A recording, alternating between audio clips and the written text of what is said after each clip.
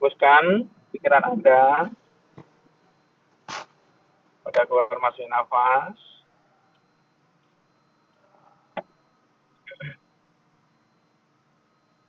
Perhatikan keluar masuk nafas dan segala prosesnya.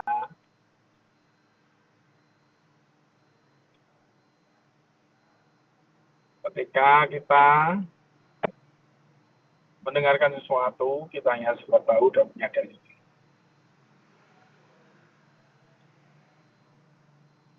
Ketika nafas masuk, keluar, enjoy dan nikmati proses yang terjadi di dalam meditasi ini. Ketika Anda kemudian ingin minum atau ingin melakukan sesuatu yang tidak dapat ditahan, Anda bisa keluar dari posisi meditasi, tapi tetap meditatif, menikmati segala prosesnya. Ketika minum, Anda rasakan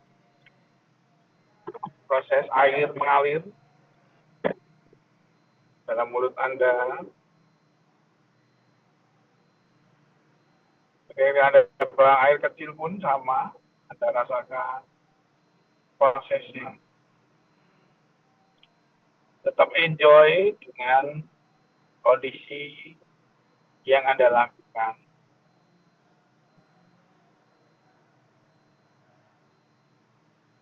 Menikmati tanpa adanya reaksi yang berlebihan.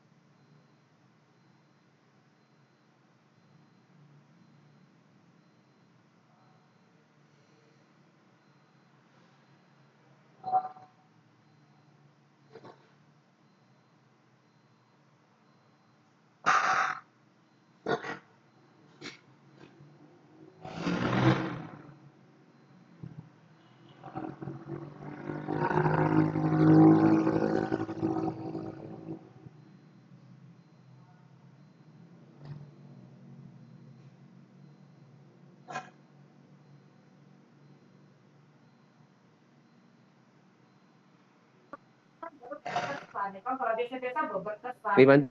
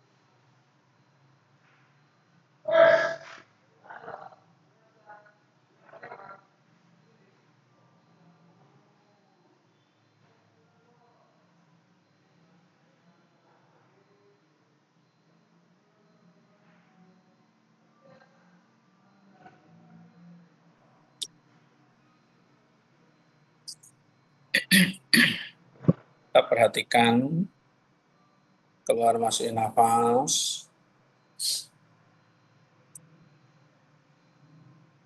Just enjoy, ya, enjoy dengan prosesnya.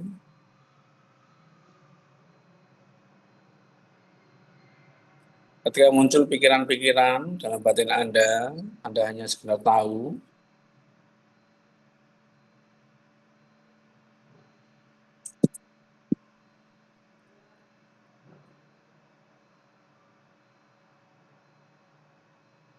Anda sekedar tahu bahwa sekarang Anda sedang bermeditasi.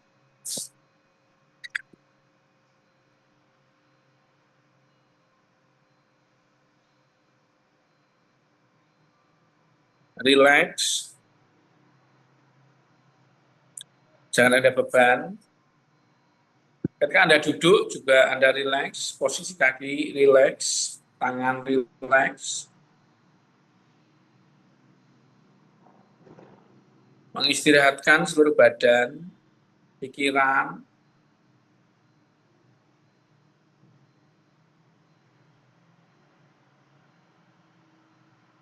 Saat ini ada sedang bermeditasi. Anda kembalikan lagi atau fokuskan kepada nafas Anda.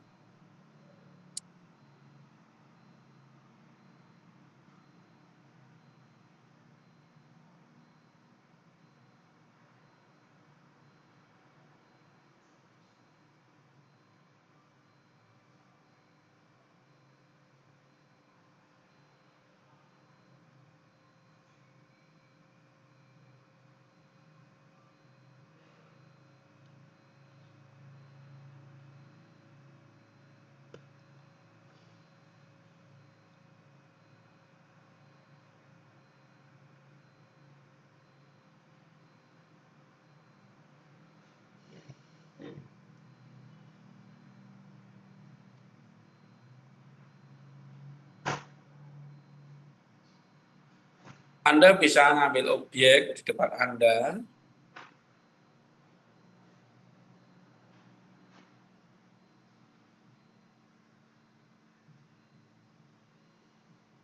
Kemudian fokuskan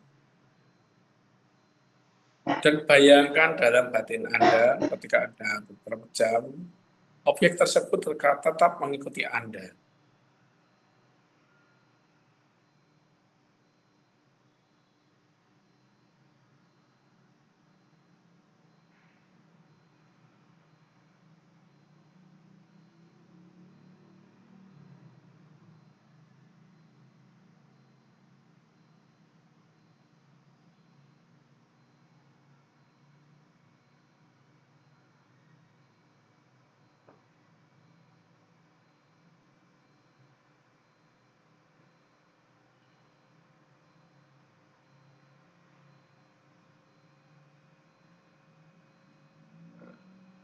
Tetaplah bersikap wajar ketika menemukan sesuatu. Anggap itu sebagai satu proses. Jangan kita terikat dengan objek tersebut,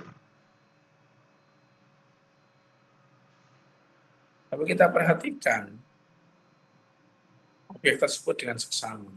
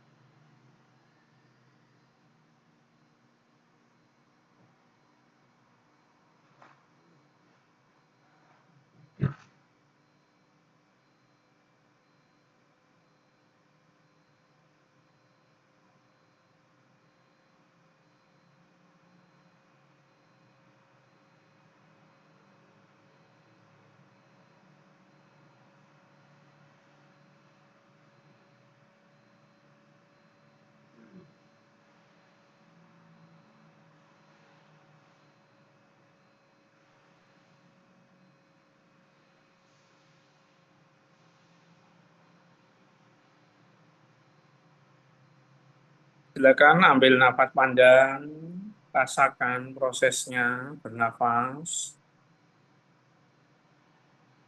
Masuk, tahan sebentar, hembuskan nafas, keluar, tarik nafas lagi, masuk, tahan, keluarkan melalui mulut atau hidung, masuk lagi,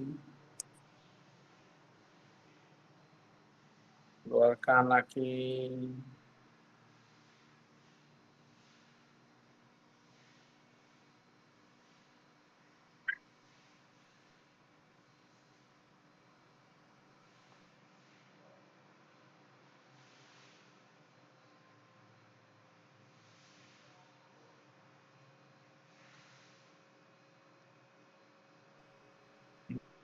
Nikmati prosesnya.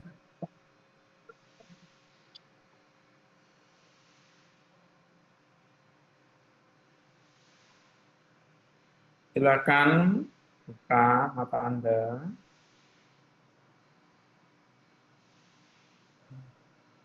Keluar dari kondisi meditasi. Meditasi selesai.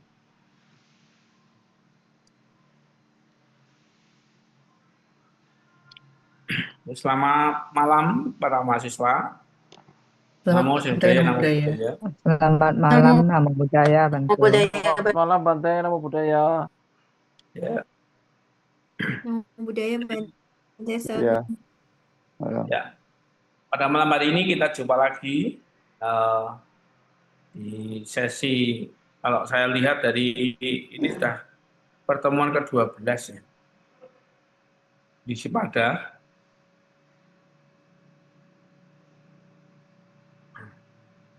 Jadi malam ini kalau lihat di Sipada itu sudah pertemuan 1, 2,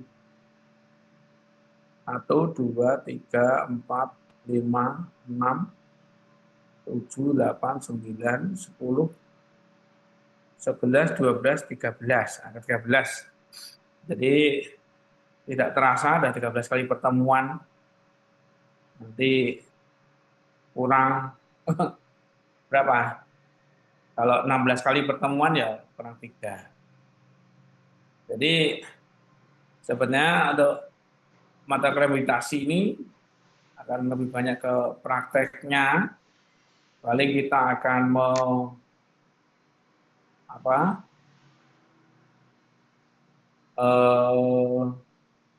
kita akan membahas sharing-sharing pengalaman meditasi, dan juga seperti kita ketahui bahwa manfaat dan fungsi meditasi ini sangat besar bagi kita semua, dan harusnya ya kita sebagai umat Buddha itu landasan meditasi itu kita tahu. Minimal di setiap pertemuan kita mengadakan meditasi walaupun sebentar, itu harapan saya akan akan menjadi landasan bagi Anda untuk melatih diri. Jadi minimal Anda itu mau meditasi udah tahu caranya.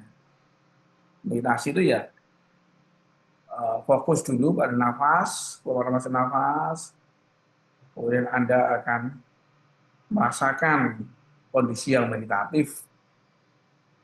Kemarin beberapa orang yang ikut seperti Mary ikut retreat, kita lebih mendalam. Sebenarnya sama sih, cuma kalau ketemuan langsung kan itu bisa konsultasi lebih jauh.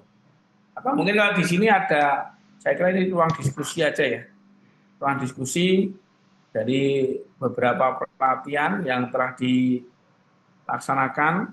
Ya walaupun sedikit demi sedikit itu mesti akan mempunyai manfaat pengalaman. Terutama dalam bermeditasi ini, pengalaman-pengalaman pribadi, batin ini mungkin akan terjadi. Karena memang meditasi dalam agama Buddha ini yang diutamakan adalah pengalaman. Pengalaman dalam berproses. Jadi pengalaman dalam berproses. Terus terang kalau misalnya Anda, saya ya ada makhluk-makhluk yang lain dan sebagainya, ini kalau kita masih mendasar, ini belum bisa ini. Mungkin ada teman-teman yang lain bisa menjawabnya. Namun kita tahu para makhluk-makhluk di luar manusia itu mesti ada. Cuma bagaimana frekuensinya, frekuensi kita dalam bersinggungan dengan makhluk-makhluk tersebut yang memang memang yang harus kita ini kan harus kita olah lebih lanjut. Jadi meditasi yang kita laksanakan ini sekarang adalah dasar. Nanti untuk lanjutannya nanti bisa nanti pengalaman lanjut, tapi harus tekun, tidak kemudian mandek di jalan. Karena meditasinya juga selain itu juga harus atau akan menjadi menjadi way of life kita, jadi jalan hidup. Makanya meditasi, saya berulang kali ngomong meditasi yang dilaksanakan ini adalah akan menjadi jalan hidup Anda. Jadi Anda tidak bisa memisahkan antara meditasi, sikap meditatif dengan kehidupan biasa. Harapannya ya dengan apa yang dialami, dijalani, itu pikirnya akan menjadi dengan semestinya. Nah, untuk masalah perkembangan batin, saya kira itu akan menjadi perkembangan batin itu adalah tergantung dari praktek kita masing-masing. Seperti di sini ada beberapa bikuni sama neri.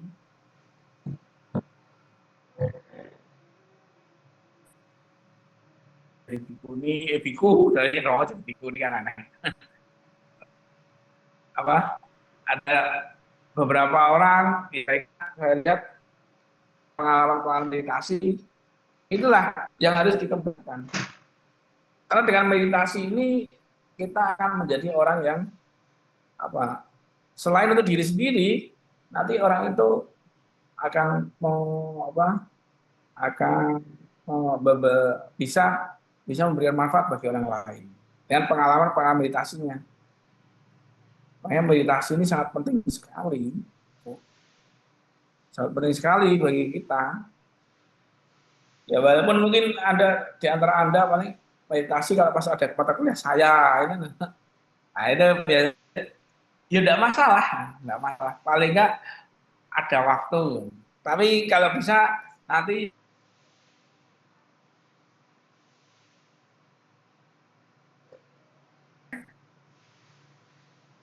juga sering meditasi. Ini harus ditahan sampai Anda enjoy, Anda menikmati meditasi itu.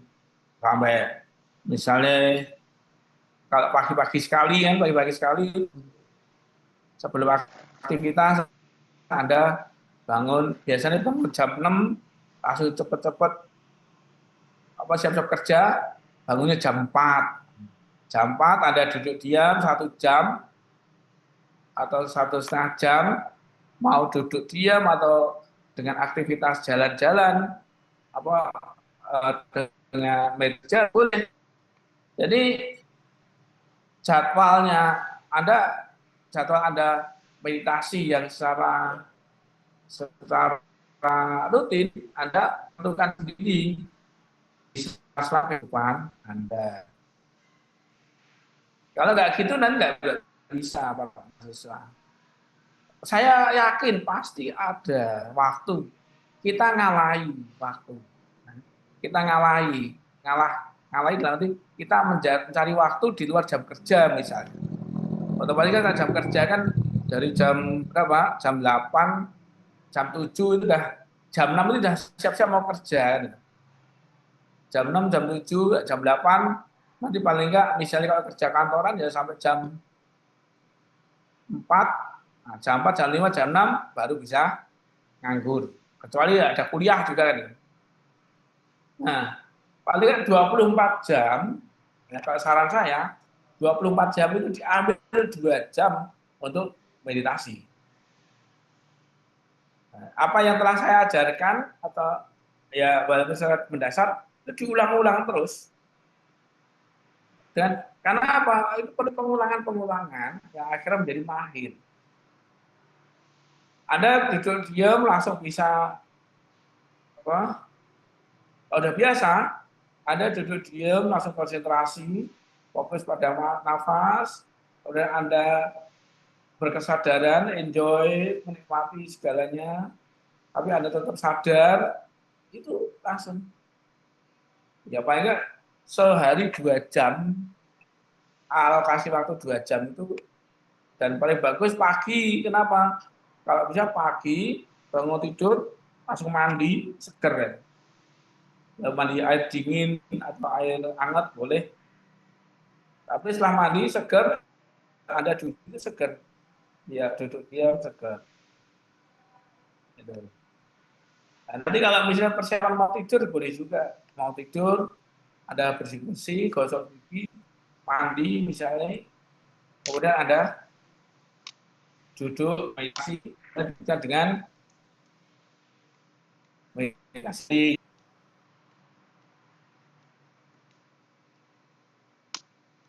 Dimulai dengan bangun tidur, berarti dilanjutkan dengan aktivitas, misalnya dengan bebersih diri, dengan cuci muka, atau dengan mandi, nah itu ada baca meditasi. Ini yang menurut saya itu kita akan mengalami satu hal yang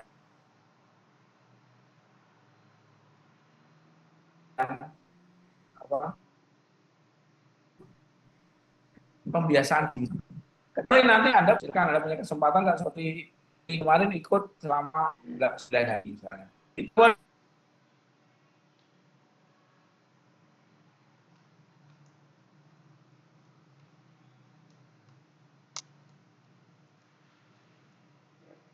menurut saya untuk berdiam di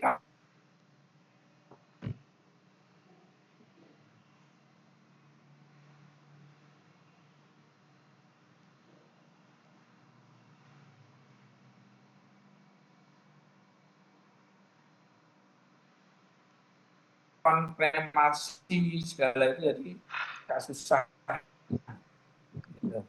Tapi kalau nanti misalnya ada kita buat acara ya ada sesi nanti seharian di Candi Borobudur lah.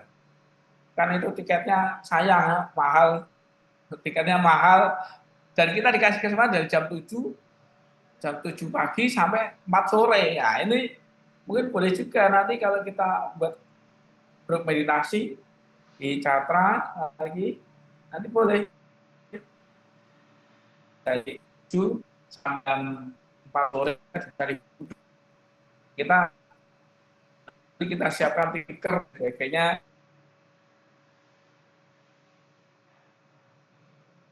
itu ada di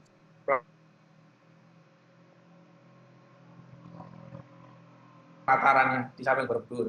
Ini atau Dewi dan Pak Mudaya itu juga bagus. View-nya ke candi.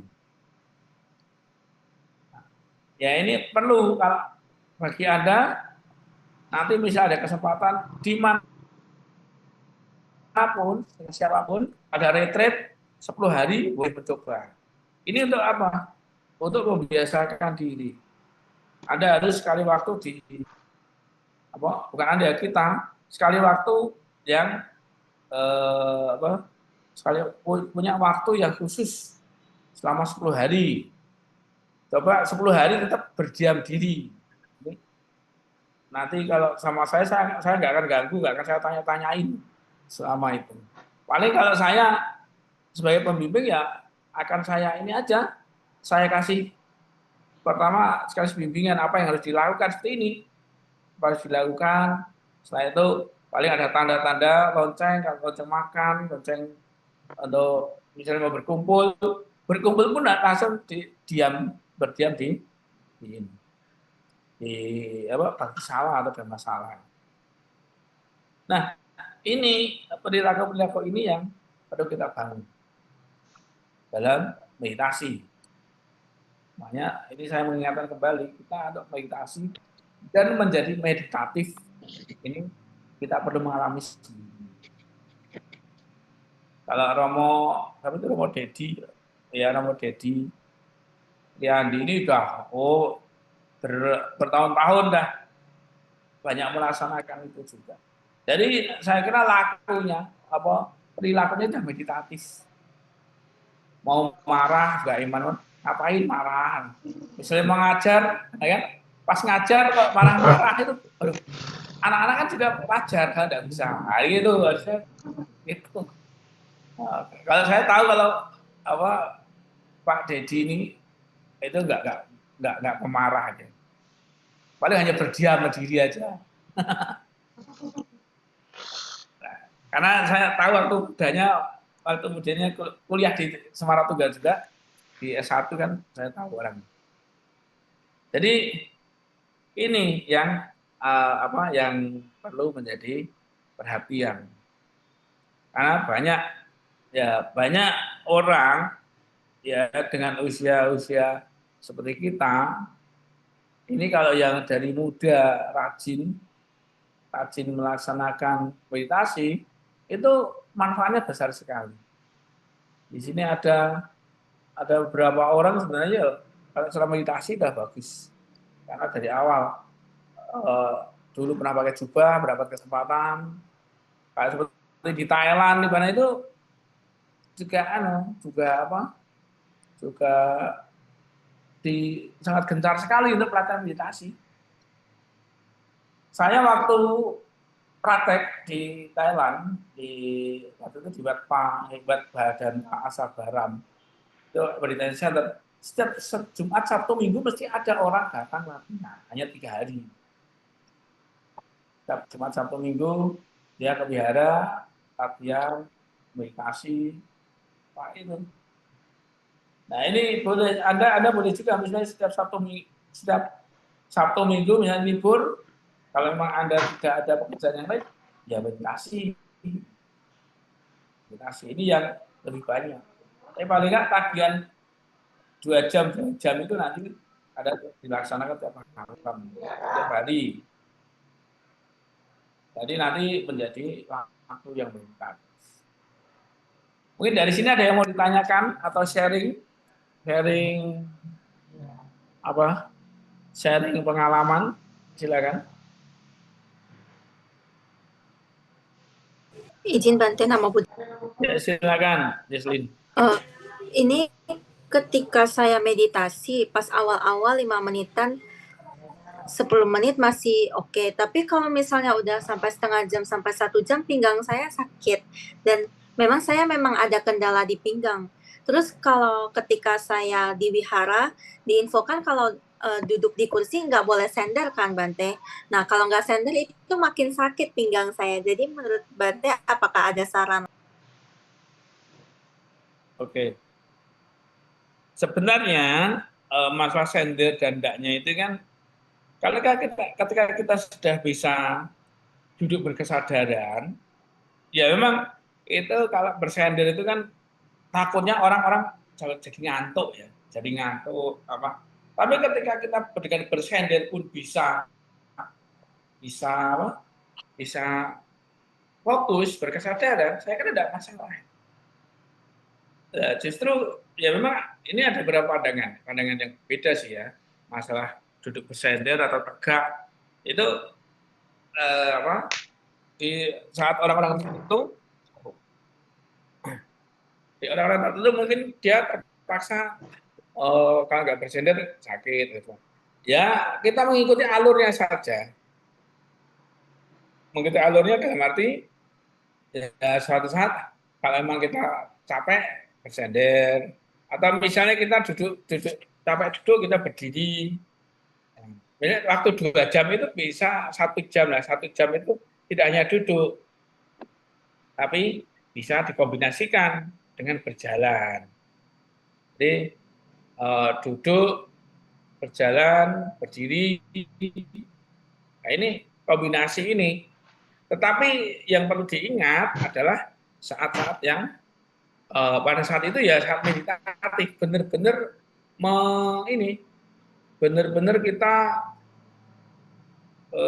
menyadari, memperhatikan prosesnya. Ketika jalan juga proses berjalan itu diperhatikan. Ketika duduk ya kita memperhatikan keluar masuk nafas dan mungkin ada proses-proses yang lain kita perhatikan. Ada beberapa ahli meditasi dia itu menekankan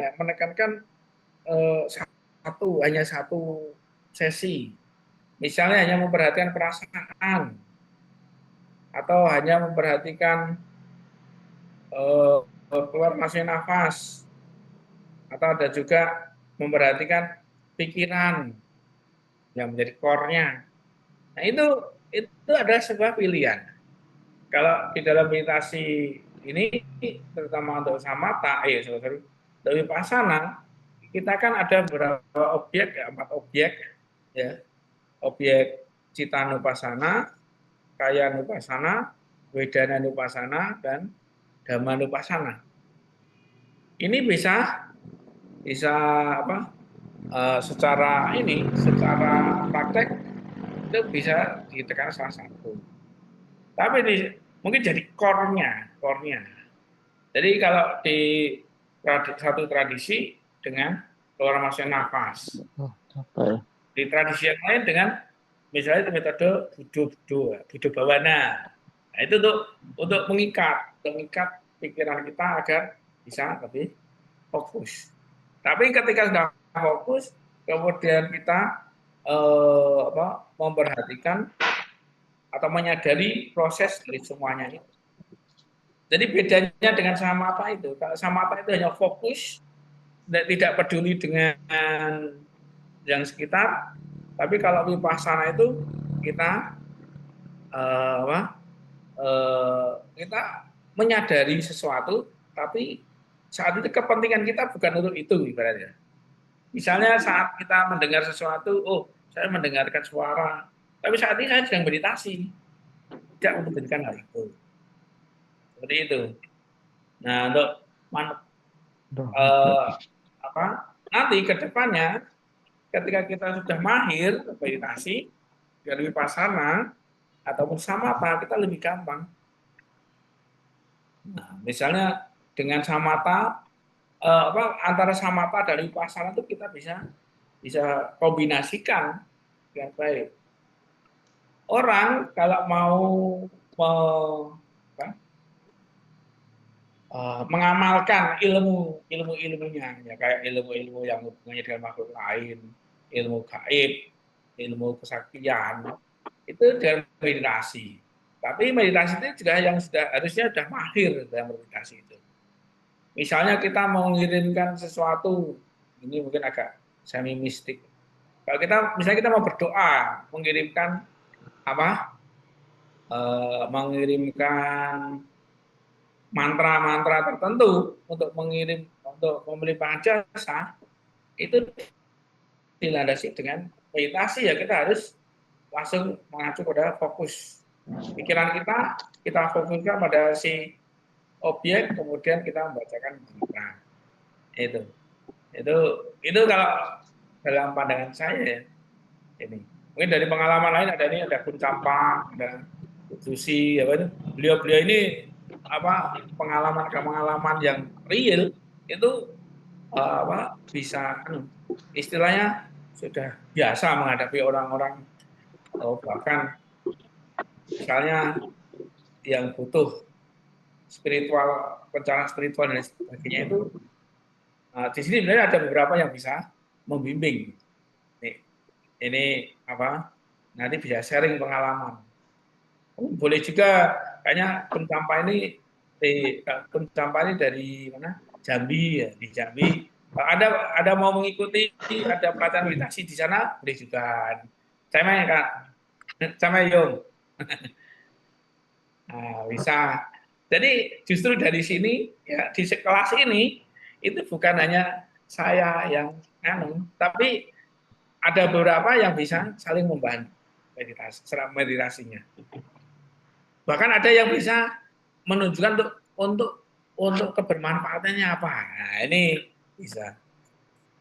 Saya pernah berpikiran ini, Bun Campa.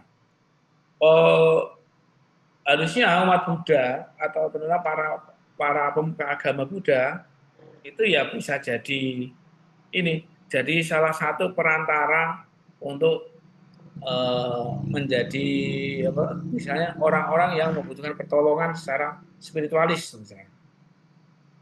Jadi misalnya datang ke tempatnya Romo Dedi, wah ini katakanlah anaknya sakit meriang, nah, kemudian ke tempatnya Romo Dedi, oh ini Romo ini anaknya meriang, mau dikasih dengan perantara air, udah didoai, setelah itu apa?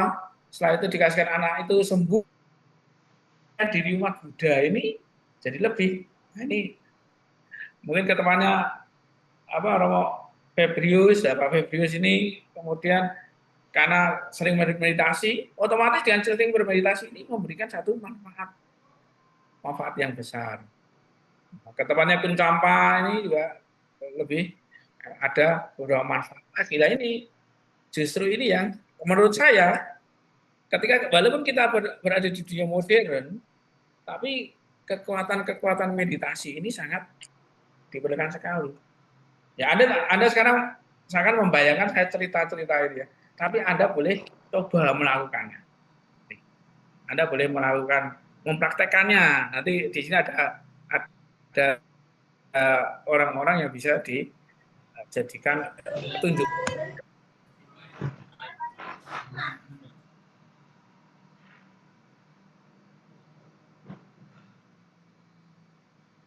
Cin, Bante, boleh tanya Bante? Tuh, Bante hilang. Bantenya hilang. Terpental kelihatannya. Bentar.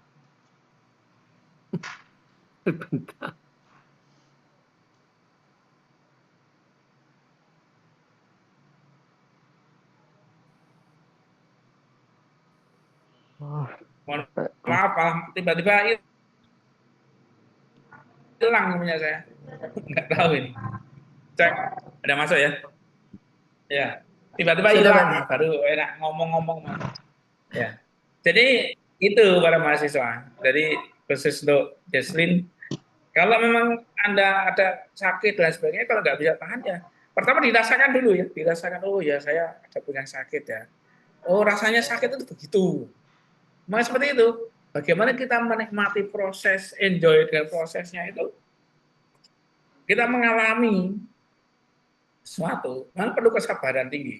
Makanya salah satu wujud kesabaran adalah ketika kita merasakan sakit, baik sakit hati maupun sakit dalam batin maupun sakit dalam jasmani, kita bisa melewatinya, itulah kesabaran. Itu tapi kalau memang udah nggak tahan ya harus beralih gitu. Tapi jangan dimanja, dan dimanja itu biasanya gitu, baru sebentar, waduh sakit ubah lagi, akhirnya ini akan kita sibuk dengan mengubah posisi. Gitu. Demikian ya.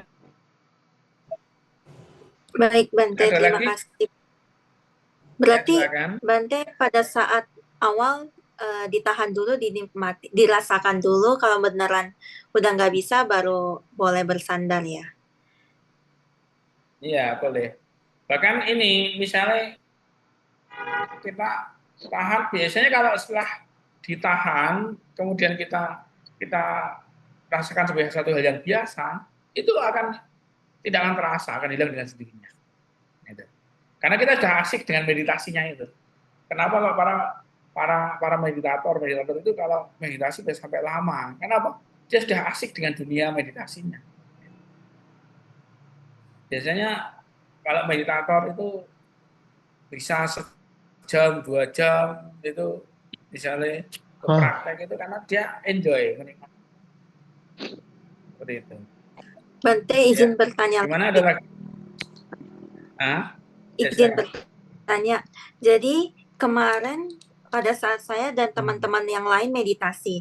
Jadi meditasinya kan pada hening semua. Jadi ada satu teman saya mungkin karena sudah dia meditasinya itu bisa tiba-tiba nangis. Jadi mungkin dia kepikiran dengan hal yang lain dan membuat dia lebih emosional kan. Nah, saya mikir kalau misalnya kita meditasi secara mandiri seperti itu, bila ada terjadi hal-hal yang misalnya terbawa arus pada saat meditasi, itu kita bagaimana? Apalagi nggak ada mentornya.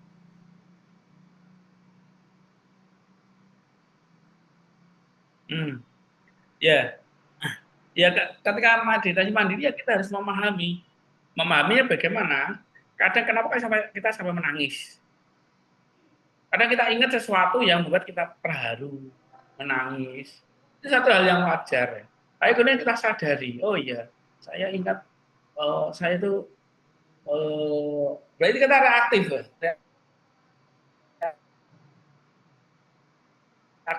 reaktif. Ketika kita meditasi, kadang kita ingat-ingat sesuatu yang menyedihkan, misalnya ingat orang tua kita, leluhur kita, seperti itu. Nah, sikap kita kalau kita pas meditasi mandiri ya, kita rasakan dulu, rasakan. Oh, atau kalau Anda ingin tahu rasanya menangis itu begitu kan, itu juga bisa.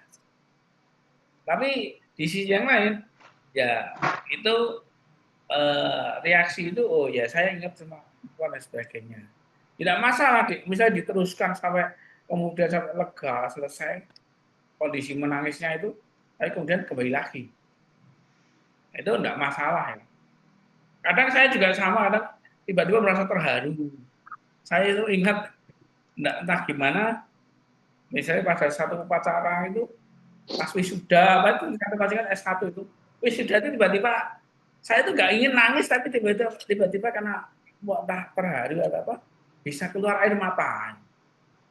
Waktu itu, saya kok sampai nangis gini, kenapa sih? Nah, itu ada satu kan ya,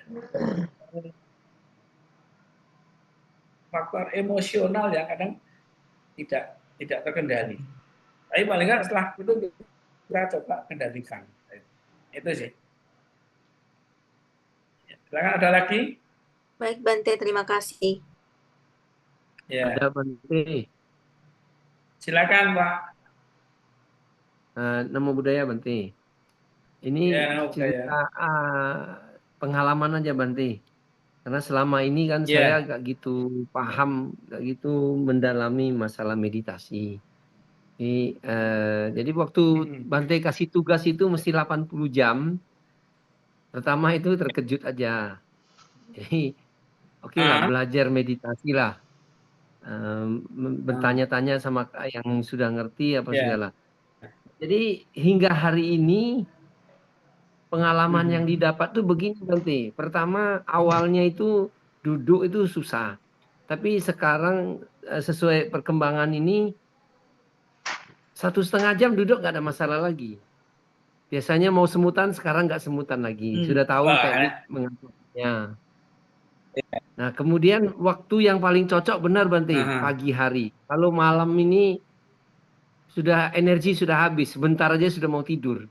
Jadi nggak gitu konsentrasi lagi. Jadi yang paling cocok itu pagi hari Bante.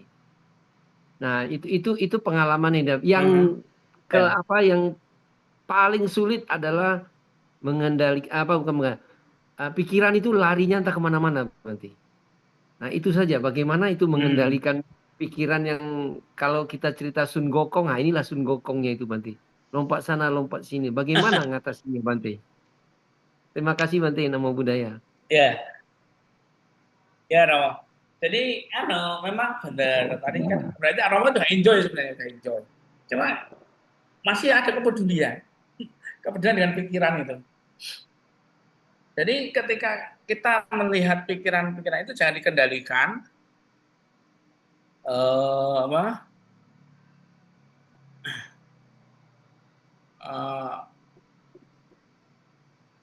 kita jangan kendali, tapi kita melihat aja, melihat. Pikiranku kemana-mana gitu, Ya memang pikiran ketika ketika kita berdiam, pikiran itu akan muncul terus saja, dan itu memang wajar lah. Wajar. Kenapa? Karena ketika kita berdiam diri, pikiran akan kemana-mana. Nah, saat itulah kita hanya melihat aja. Oh, saya muncul pikiran ini. Kemudian akan kita lihat sebagai proses saja, jangan dikendalikan. Jangan ingin ini pikiran kemana-mana sih. Jangan menolak ataupun jangan menginginkan itu. Jangan reaktifnya. Kita jangan reaksi terhadap pikiran-pikiran tersebut. Karena kalau kita reaksi dengan pikiran tersebut, akhirnya kita akan mengikuti pikiran itu. Pikiran itu kemana-mana, akhirnya kita tidak akan habis-habisnya. Juga jangan ditolak. Kalau ditolak, kita yang muncul apa? Muncul rasa jengkel, rasa khawatir, akhirnya ngapain tidak mau. Bahkan sesuatu ketika semakin ditolak, semakin datang. Makanya kalau ketika sesuatu pikiran itu kita muncul, kita hanya lihat sebentar, kita cuekin, nanti akan berubah lagi. Akhirnya apa? Pengalaman saya itu setelah pikiran-pikiran itu ya muncul, pikiran senang, tidak senang,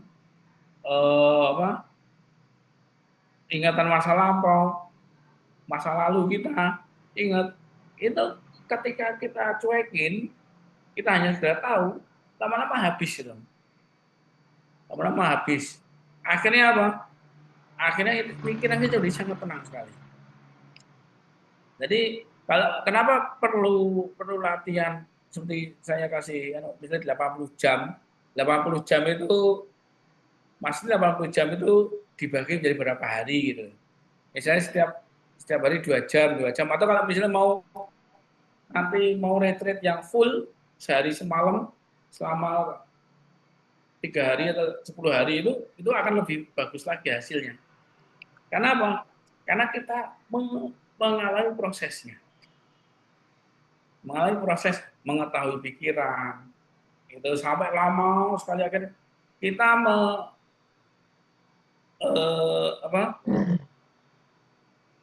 kita perlu menguras pikiran, batin, masa lampau itu dalam waktu berapa lama. Saya dulu 1 minggu itu, selama 1 minggu itu pikiran-pikiran keluar terus. Waktu itu sama guru saya, harus biarin aja. Pikiran itu keluar terus, biarin aja. Sampai akhirnya seakan-akan tidak ada stok pikiran masa lampau, itu udah akhirnya pikiran kita itu akan jadi lebih enjoy. Tidak ada beban pikiran. Seperti itu loh. Jadi kalau ada pikiran kemana-mana, ya biarin aja. Nanti tidak usah Anda ingin mengikat ataupun Anda ingin mengarahkan pikiran itu. Kalau memang itu terlalu nakal itu pikiran itu mengganggu, akhirnya Anda tidak bisa bermeditasi, langsung tarik kembali ke fokus pada keluar masuk nafas. Dipaksa, oh saya meditasi nih, keluar masuk nafas terus sampai akhirnya enjoy lagi. Nah, akhirnya bisa melihat pikiran lagi, pikiran itu Anda cuekin sampai akhirnya seperti itu terus akan berproses. Seperti itu dong. Ya. Iya Bante. Jadi selama mulai yang Bante tugaskan itu, ini pengalaman saya ya. Selama Bante tugaskan itu, kalau keuntungan yang saya peroleh satu, disiplin. Karena bangun pagi itu jam 5 itu sudah bisa terbangun secara otomatis karena jadi kebiasaan.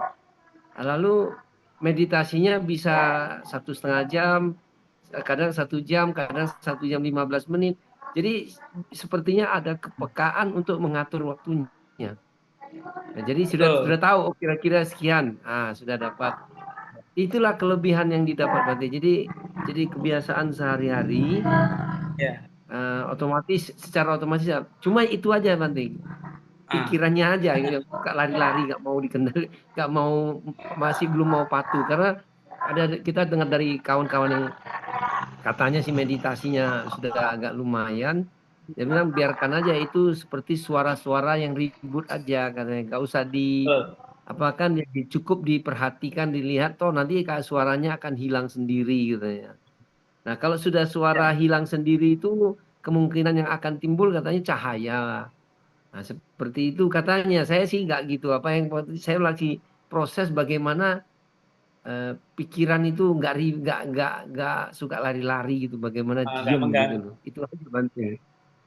Ya tadi kalau saya menyebutnya bukan cahaya atau apa, ya timbul itu akan ketenangan. Nanti ya Romo ketika akan melihat pikiran itu sudah enjoy, oh saya berpikir itu ya, oh seperti itu. Kemudian Anda akan menikmati proses alam di luar pikiran itu pun Anda hanya akan melihat sesuatu itu sebagai proses, tapi pikiran Anda sudah atau batin Anda sudah tidak terpengaruh Romo, dengan sendirinya nanti. Makanya itu tadi dicuekin. Ketika muncul pikiran apa ya, anggap aja itu berisik yang kemudian dia akan muncul berlangsung lenyap. Nah ini sebagai landasan nanti untuk pemahaman kita terhadap proses perubahan itu loh. Nah nanti ketika sudah memahami proses perubahan itu udah enjoy. Oh jadi kalau kita berpikir seperti itu, biarin aja lah. Itu memang ada kepekaan tadi karena terwaktu dalam pikiran kita bahwa oh jam 4 saya harus bangun dan sebagainya. Itu juga udah otomatis. Seperti saya itu tidak pernah pakai alarm. Ya kalau jam 2, jam 3 udah bangun kan. Jam 2 dan 3 bangun ya paling alarmnya pribadi. Ya alarm apa? Alami. Mau buang air kecil atau gimana itu udah alarm kami. Tapi udah terbangun. Karena memang tadi pikiran kita udah kita setel berkebiasaan bahwa jam-jam segitu udah bangun, lalu kita langsung meditasi dan sebagainya. Gitu loh. Nah, baik Bante. Jadi pokoknya targetnya 80 jam pasti tercapai. Setelahnya mungkin lanjut ini Bante, keenaan sudah. Ya, Terima kasih. justru kalau menurut saya setelah jam 5 selesai kalau mau ada setelah nanti Anda tetap pikiran Anda meditatif, mengerjakan sesuatu juga tetap meditatif. Tapi tidak kemudian diperlihatkan sama orang lain enggak. Tapi pas jalan, pas makan, itu ada menikmati sendiri aja, ada nikmati di situ. Dengan sikap yang meditasi tadi. Kalau tadi hanya duduk diam, kemudian dialihkan ke mana? Dialihkan ke arah yang aktivitas. Seperti itu. Di asik itu kalau saya itu mengalami hal itu juga asik aja. Jadi ketika jalan, ketika bahkan misalnya ketika nyetir mobil kita nikmati dengan prosesnya. Nah, fungsi dan manfaat meditasi kalau kita sudah mahir itu di situ kita melaksanakan segala sesuatu itu penuh dengan sendirinya, penuh kesadaran, waspadaan. Itu yang saya rasakan seperti itu loh. Ya, ada yang lain silakan. Baik Bante, terima kasih Bante, Namo Buddhaya. Ya. Mungkin dari Kun Campa ada yang mau disampaikan pengalaman?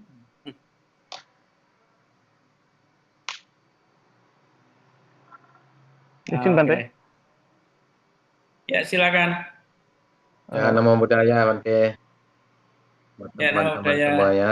Kalau yang dulu memang saya juga susah kalau meditasinya. Kadang tidak tenang. Kadang-kadang sampai pakai sandan sendiri ketok kepala itu. Tapi sekarang sudah nggak begitu banyak pikiran Bante kalau meditasi langsung tenang sekarang ini. Iya. Sudah bisa diatur. Iya. Dan itu sebenarnya pengalaman Kun Campa itu udah lebih dulu ya. Jadi awal-awal seperti itu, sama seperti kita semua saat ini ya. Ya, Bante. Ya, Mas Campa ya. Ya, Bante. Yang awal-awal Sekarang ya kalau terganggu. meditasi langsung tenang Bante sekarang ini. Iya. Nah Ya, Bante. ini salah satu contoh bisa kita. Mungkin suatu saat misalnya kita mau latihan meditasi tempatnya Kuncapa boleh juga ini nanti di Muara Jambi. Iya dong. Di Muara Jambi itu bagus itu. Nah, nanti siapa mau kita buat di grup meditasi ini kalau ada waktu luang ke sana bareng apa bisa meditasi bareng itu kan Kuncapa ini bangun wisma di dekat dekat mana Dekat dekat Candi, Bante. Muara Jambi. Ya, Nah ya dekat Candi. boleh juga nanti kalau misalnya teman-teman ini tertarik ya kita bareng-bareng mau latihan di sana boleh 2 Ya, minggu Bante. Silakan, Bante. Siap, Bante. tapi harus cuti kerja 2 minggu kan. Ya, Bante. Buktinya ada, Bante. Ada masalahnya ada di sana. Iya, wah ini menarik untuk nanti saya praktek. Kalau di Muara Jambi panas Bante. Kalau di tempatnya Romo Jampa enak. Nah, itu ada bagus Iya, tempatnya. karena kan ada AC juga. Ada. AC alam Bante. Tapi yang di tempatnya Kuncapa ini ada ada apa? Ruangan ya namanya. Ada, Bante. Yang di Ruangan Muara Jambi. untuk ruangan Ruangannya besar ber-AC dua. itu Bante. Wah, ya boleh juga itu. Nanti kalau misalnya 10 orang atau 20 orang itu mau program tahunan untuk meditasi bisa. Ini ada lagi yang lain silakan.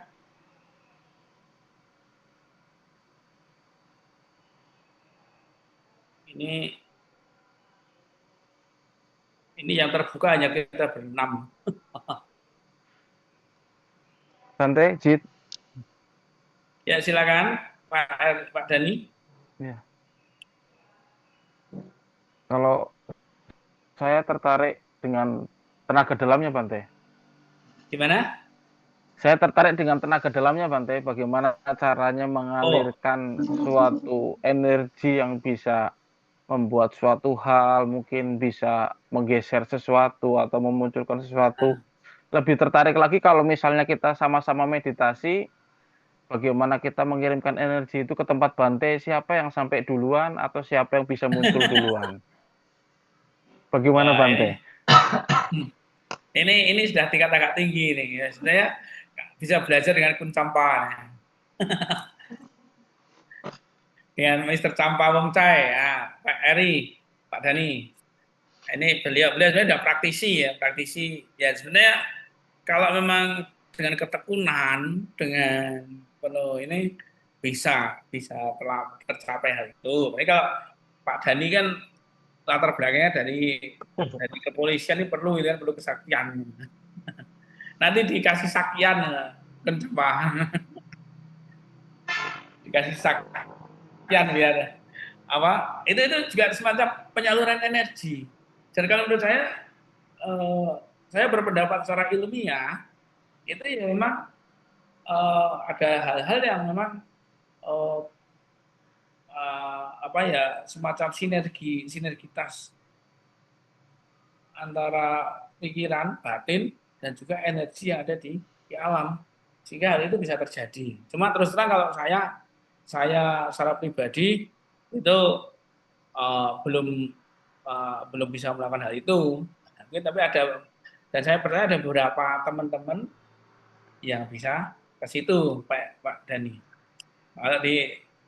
Kalau pengalaman saya di Thailand dulu, saya di Thailand itu sampai di mana itu Wat Pakung. Mungkin kalau Kuncapa tahu, buat di daerah mana itu Chonburi, daerah Chonburi, kita ke sana. Memang ada semacam transfer energi yang mana itu sebagai satu lainnya ya. Dengan ada yantra atau yang ada bahasa yantra atau mantra ya memang bisa jadi satu energi yang istilahnya saya kira untuk kekuatan itu bisa. Mungkin ini di sini ada Mr. Campa ini bisa juga sedikit memberikan satu penjelasan ya, ulasan. Ini Mbak Jen Kuncapa. Ya, nama budaya, Bante. Ya. Kalau masalah itu memang ada dua halnya. yang satu memang kita kekuatan mantra.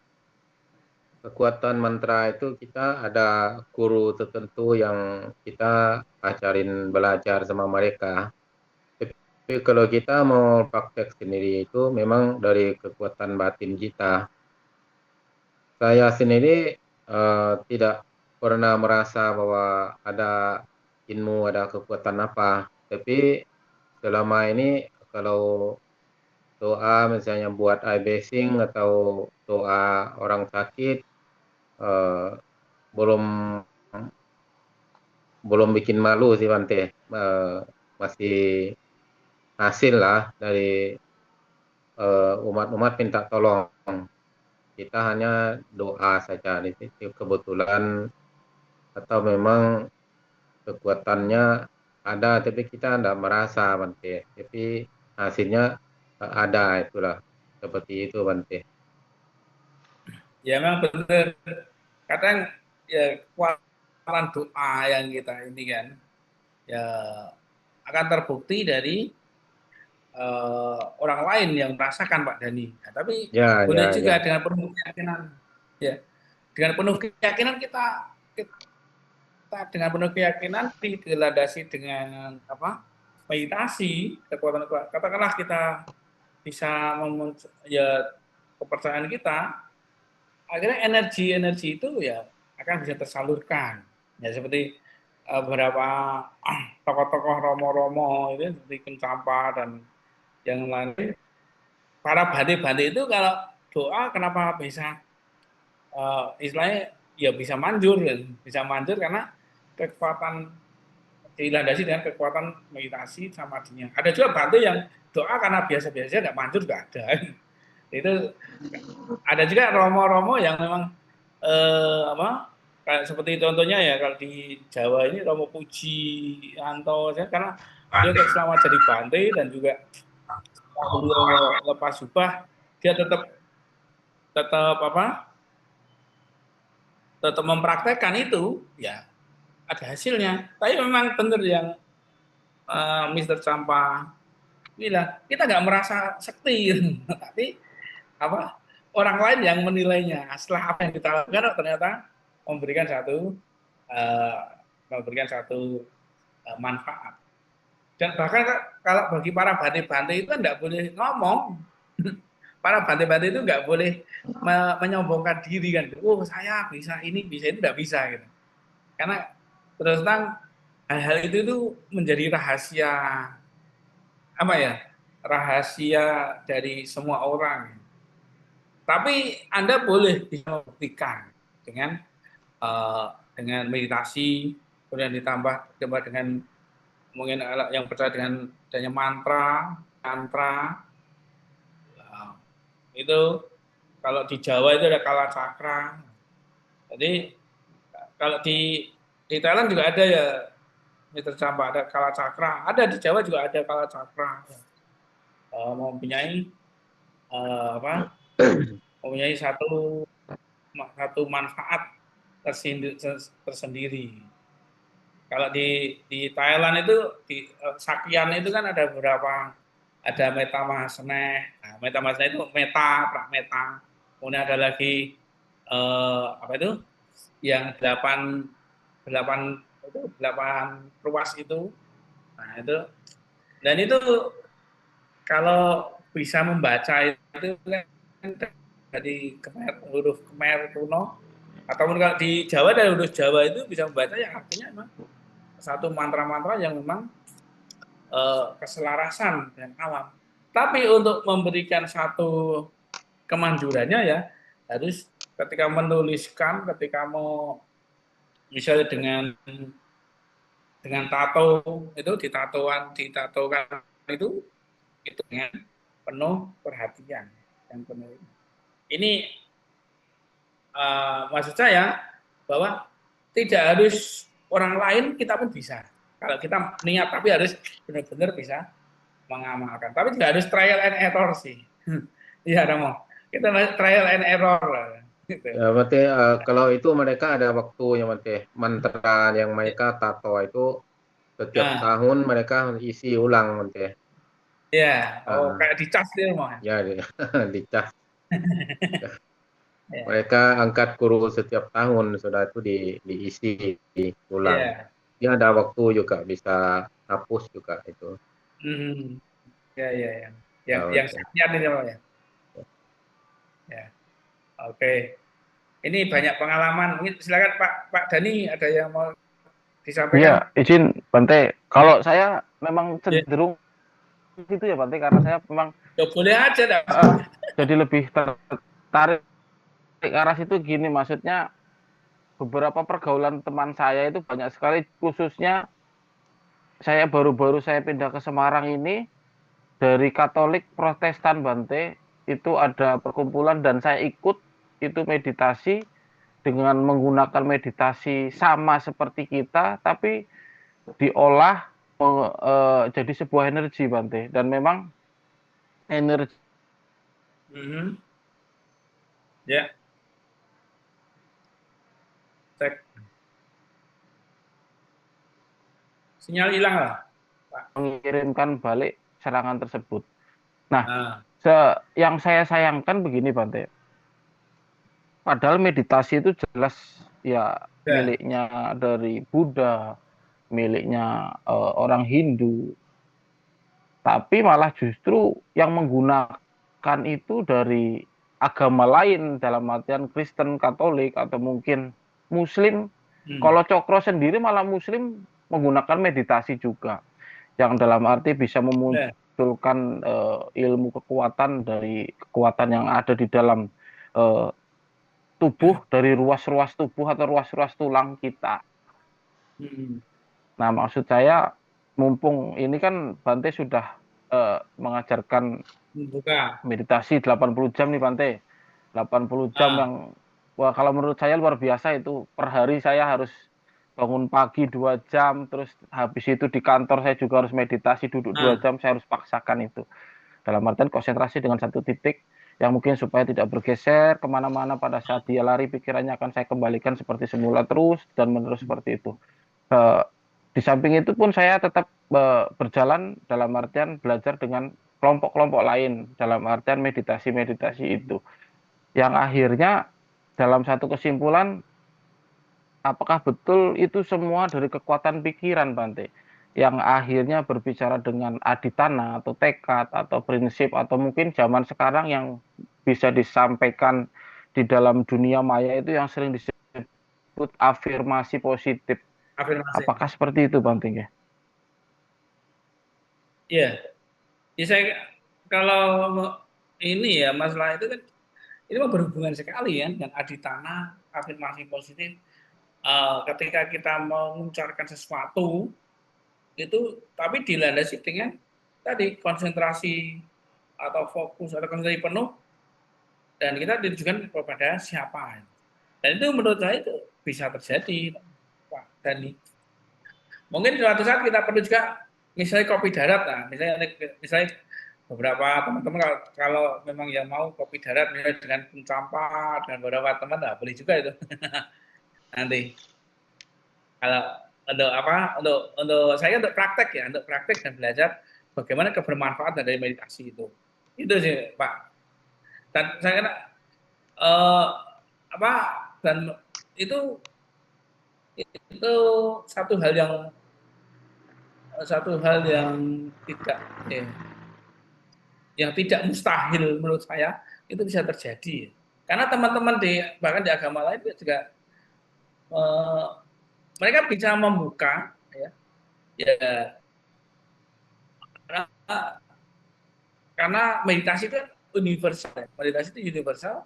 Jadi ketika kita kasih yang dasarnya, mereka bisa mengembangkan lebih lanjut sesuai dengan afirmasi atau aditana masing-masing gitu.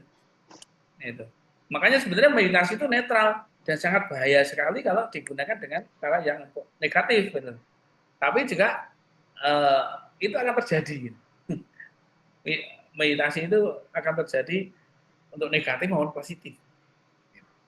Nah, kalau untuk Pak Yai itu juga sama itu sebenarnya yang dipakai ya ketika mereka mau membuat rajah itu. Jadi kalau di Jawa itu ya Mr. Campa, di Jawa juga sama, bahkan di pondok-pondok pesantren, di yang tempat-tempat muslim itu juga menggunakan metode seperti di Thailand, cuma dia pakai bahasa tulisan Arab gitu. Itu juga untuk apa? Itu sama metodenya sudah sama, afirmasi itu yang mana landasan dasarnya dari meditasi. Gitu. Nah ini sangat menarik sekali, misalnya nanti teman-teman dari juga ada yang mempelajari dan bisa membuktikan hal itu kan juga akan lebih bagus. Nanti bisa jadi kalau di Jawa itu bisa jadi paramporone umat Buddha. Ya, seperti itu. Karena sekarang ada juga gerakan misioneris di kampung-kampung itu ada memakai hal itu, memakai apa kekuatan hal itu untuk apa, bahkan untuk misalnya wihara kita jadi sepi itu kadang ada juga yang nakal nakal untuk biar sepi bagaimana, dan itu dari teman-teman sebelah itu di daerah Temanggung di mana itu ada indikasi seperti itu. Ini mungkin kalau pun Campa mungkin baru tahu sekarang karena ya kenyataan umat Buddha di Indonesia seperti itu, Mr. Campa. Tantangannya juga ada, tantangan secara ritual spiritualnya ada. Ini saya bahkan di beberapa pertemuan umat Buddha itu ya kalau bisa, kalau memang ada guru yang bisa ngajari ya belajarlah spiritual yang ya memang landasannya Buddha Dharma itu, tapi juga untuk mempertahankan dan melestarikan agama Buddha. Bagaimana cara buka aura misalnya, aura dalam arti buka aura yang negatif biar jadi positif dan sebagainya. Nah itu sebenarnya kalau di kalangan kelompok-kelompok meditasi itu banyak sekali ya Pak Dani ya. Nah kita tinggal bagaimana kita akan akan mengalami hal itu. Jadi ini bukan hal yang sesat menurut saya, tapi manfaat hasil dari meditasi ini yang akan kita rasakan di kemudian hari.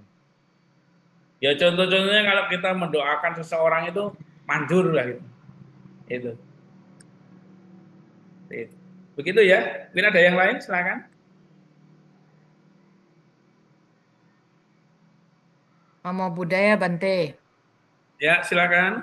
Kalau saya kayaknya lebih tertarik itu loh Bante, meditasi cakra. Jadi kita meditasi itu sepertinya kita nanti mendapatkan kekuatan. Yang kedua, meditasi tentang kesehatan. Jadi di mana kita bisa mendapatkan tubuh kita yang misalnya kurang sehat menjadi lebih sehat gitu. Seperti yang Titi Puspa itu loh Bante. Kalau itu gimana lagi Bante? Meditasi yang fokus pada cakra sama meditasi kesehatan. Gitu Bante pertanyaannya Bante. Maaf tadi keputus, meditasi yang gimana ya? Meditasi ini loh Bante, meditasi yang fokus pada cakra. Oh. Yang kedua meditasi kesehatan. Kan ada tuh di mana pusat meditasi ada meditasi kesehatan. Iya. Ya, jadi seperti yang Titi Puspa itu loh Bante. Jadi di mana orang yang punya sakit ini, sakit itu kan dia bisa sembuh dari apa gitu loh penyakitnya. Kayaknya saya tertarik dengan itu Bante. Betul ya. Nah, gimana Bante? Makasih Bante. Oh ya.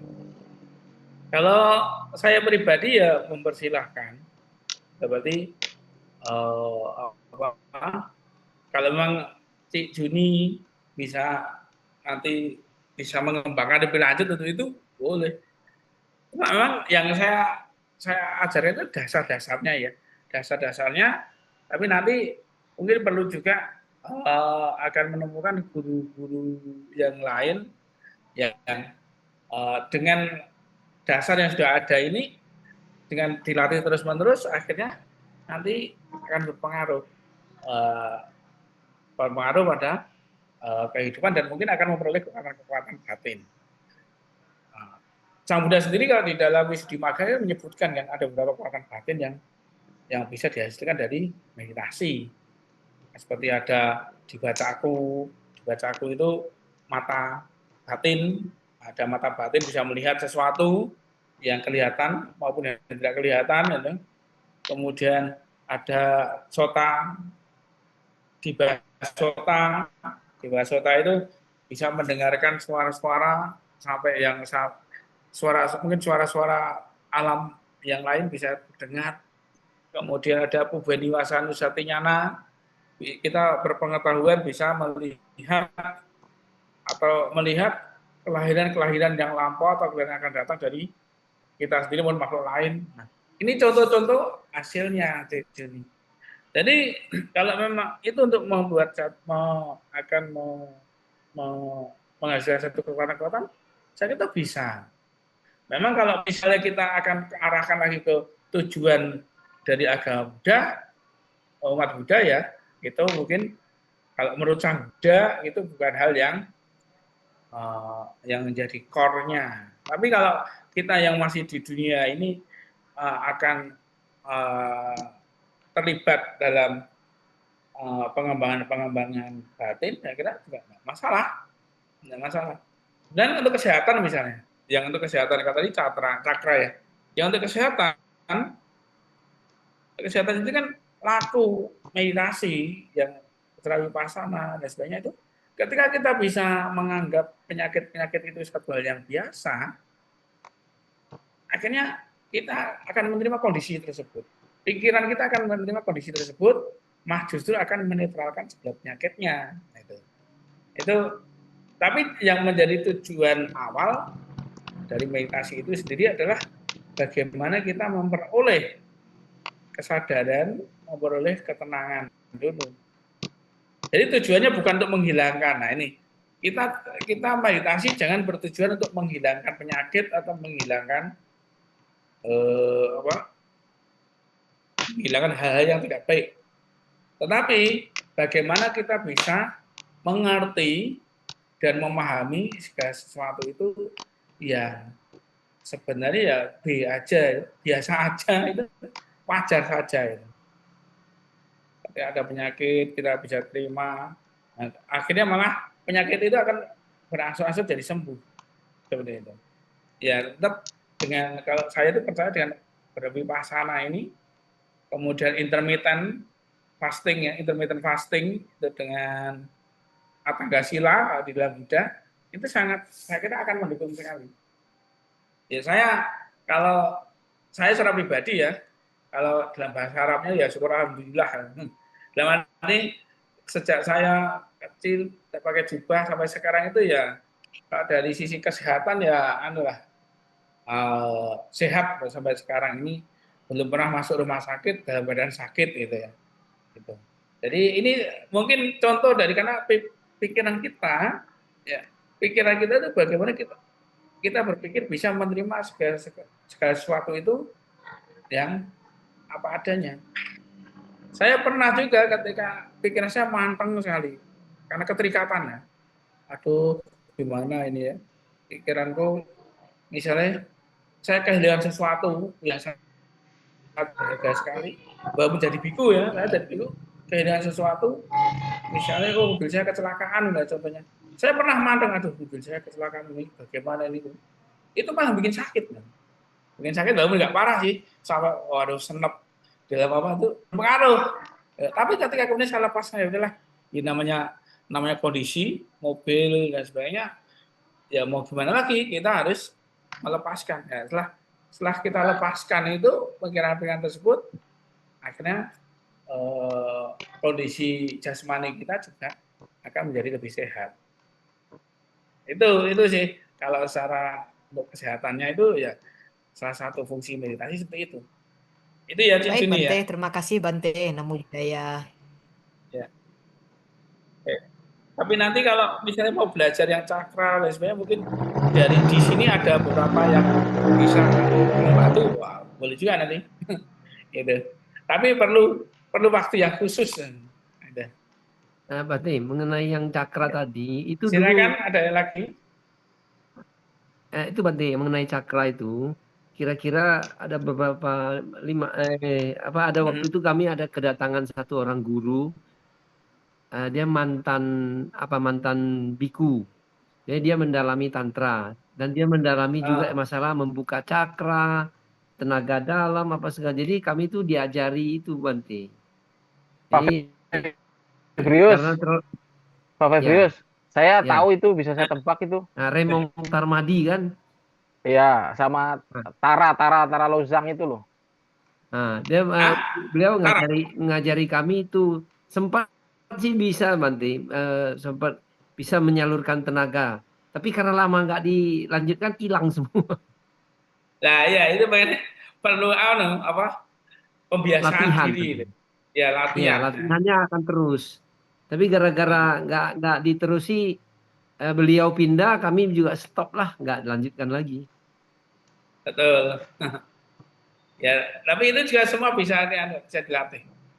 Cuma terus terang saya itu belum pernah membuktikan kalau hal-hal yang cakra dan sebagainya. Tapi kalau dalam berdasarkan pengalaman, berarti pengalaman ini ya, berdasarkan pengalaman yang misalnya teman-teman ataupun bahkan di dalam kitab-kitab suci di Buddha itu di Visuddhimagga ditunjukkan juga beberapa fungsi-fungsi atau manfaat dari meditasi itu.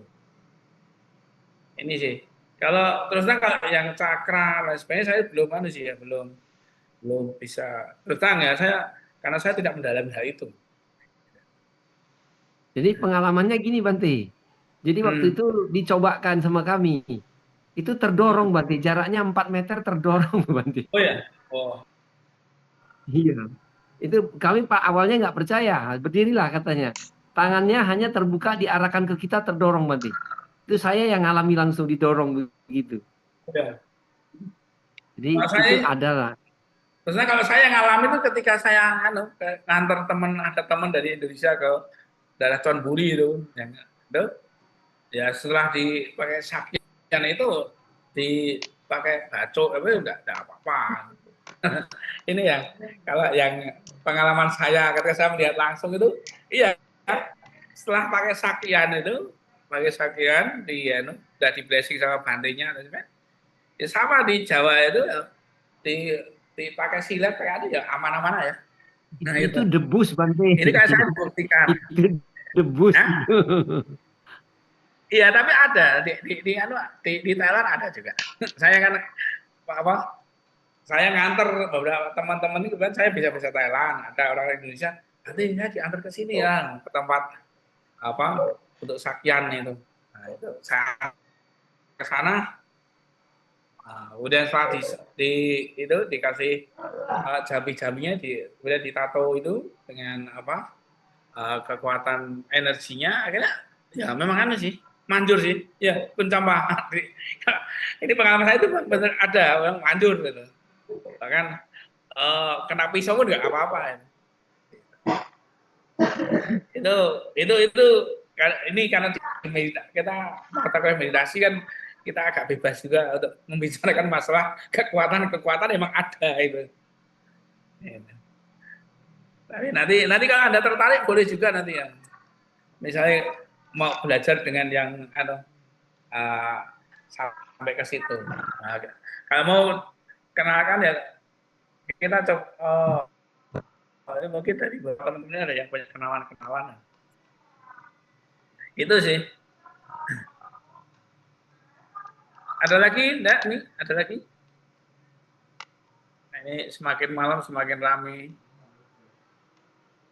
Ini kalau tidak ada, kita istirahat dulu ya. Sudah jam berapa ini? Udah jam 10. Oke, saya kira demikian ya para mahasiswa untuk pertemuan pada malam hari ini. Kita ketemu lagi besok minggu depan. Semoga tidak ada halangan. Jadi tetap kita melakukan latihan masing-masing. Ini mungkin saya tidak memantau secara tapi saya menyarankan apa yang saya sampaikan itu coba dipraktekkan masing-masing. Saya juga praktek juga gitu. Tapi dengan pengalaman-pengalaman ini kan kita bisa ini minimal landasan dasar untuk meditasi itu bisa menguasai dengan prakteknya. Oke, saya kira demikian yang saya sampaikan. Terima kasih atas perhatiannya. Mohon maaf mungkin ada hal yang kurang berkenan di hati para mahasiswa semuanya. Selamat malam. Namo Buddhaya, Namo Buddhaya. Namo Buddhaya Bante. Terima kasih Bante. Selamat malam. Terima kasih, Bante. Terima kasih. Nanti semoga ini bisa menjadi konsultan-konsultan ke depannya, ini dari 26 orang. Oh, Sadu. enggak apa-apa. Kan Anda lebih tahu daripada orang yang nggak tahu, gitu. Prinsipnya begitu. Aduh, Bante. Oke. Selamat malam semuanya. Salam Bante. Bante. Ya, ya. Namo Buddhaya. Namo Buddhaya, Bante.